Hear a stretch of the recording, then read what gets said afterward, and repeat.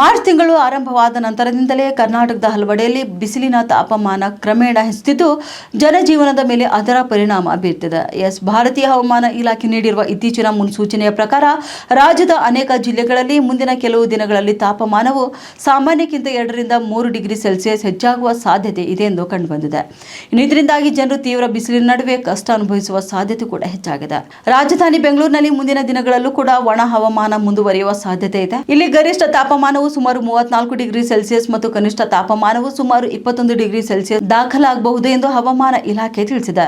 ಇನ್ನು ಮಧ್ಯಾಹ್ನದ ವೇಳೆಯಲ್ಲಿ ಬಿಸಿಲಿನ ತಾಪಮಾನ ಹೆಚ್ಚಾಗಲಿದ್ದು ಹೊರಗಡೆ ಸಂಚರಿಸುವವರಿಗೆ ಅಸ್ವಸ್ಥತೆ ಉಂಟಾಗುವ ಸಾಧ್ಯತೆ ಹೆಚ್ಚಾಗಿದೆ.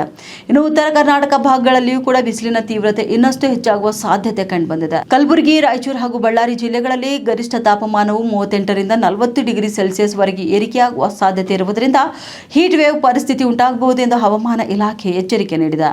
ಈ ಭಾಗಗಳಲ್ಲಿ ದಿನದ ವೇಳೆಯಲ್ಲಿ ಬಿಸಿಲಿನ ತಾಪ ಹೆಚ್ಚಾಗಿರುವುದರಿಂದ ಜನರು ಆರೋಗ್ಯದ ಬಗ್ಗೆ ಹೆಚ್ಚಿನ ಜಾಗೃತಿ ವಹಿಸುವಂತೆ ಸೂಚನೆ ಕೂಡ ನೀಡಲಾಗಿದೆ. ಮತ್ತೊಂದೆಡೆ ಕರಾವಳಿ ಜಿಲ್ಲೆಗಳಾದ ಮಂಗಳೂರು ಮತ್ತು ಉಡುಪಿ ಜಿಲ್ಲೆಗಳಲ್ಲಿ ತಾಪಮಾನ ಹೆಚ್ಚಿರುವುದರ ಜೊತೆಗೆ ಆರ್ದ್ರತೆಯ ಪ್ರಮಾಣವೂ ಕೂಡ ಹೆಚ್ಚಾಗಿರಲಿದೆ. ಇನ್ನು ಇದರ ಪರಿಣಾಮವಾಗಿ ಸೆಕೆ ಮತ್ತು ಅಸಹನೆ ಹೆಚ್ಚಾಗುವ ಸಾಧ್ಯತೆ ಹೆಚ್ಚು ಕಂಡು ಬಂದಿದೆ.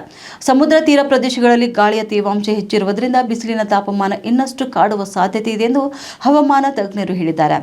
ದಕ್ಷಿಣ ಒಳನಾಡಿನ ಭಾಗಗಳಾದ ಕೊಡಗು ಮತ್ತು ಚಿಕ್ಕಮಗಳೂರು ಜಿಲ್ಲೆಗಳ ಕೆಲವು ಪ್ರದೇಶಗಳಲ್ಲಿ ಮಾತ್ರ ಸ್ವಲ್ಪ ಮಟ್ಟಿನ ವಾತಾವರಣ ಬದಲಾವಣೆ ಕಾಣಿಸಿಕೊಳ್ಳಬಹುದು.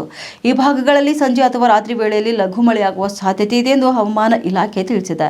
ಇನ್ನು ಹುಬ್ಬಳ್ಳಿ, ಬೆಳಗಾವಿ ಹಾಗೂ ಉಡುಪಿ ನಗರಗಳಲ್ಲಿಯೂ ಕೂಡ ಮುಂದಿನ 3 ದಿನಗಳ ಕಾಲ ಹೆಚ್ಚು ಬಿಸಿಲಿನ ವಾತಾವರಣ ಮುಂದುವರಿಯುವ ಸಾಧ್ಯತೆ ಇದೆ.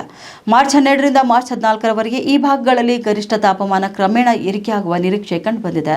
ತೀವ್ರ ಬಿಸಿಲಿನ ನಡುವೆ ಆರೋಗ್ಯ ಸಮಸ್ಯೆಗಳು ಹೆಚ್ಚಾಗುವ ಸಾಧ್ಯತೆ ಇರುವುದರಿಂದ ವೈದ್ಯರು ಕೂಡ ಕೆಲವು ಸಲಹೆಗಳನ್ನು ನೀಡಿದ್ದಾರೆ. ಅಗತ್ಯವಿಲ್ಲದೆ ಹೊರಗೆ ಹೋಗುವುದನ್ನು ತಪ್ಪಿಸುವುದು ಉತ್ತಮ ಅಂತಲೂ ಕೂಡ ಹೇಳಿದ್ದಾರೆ.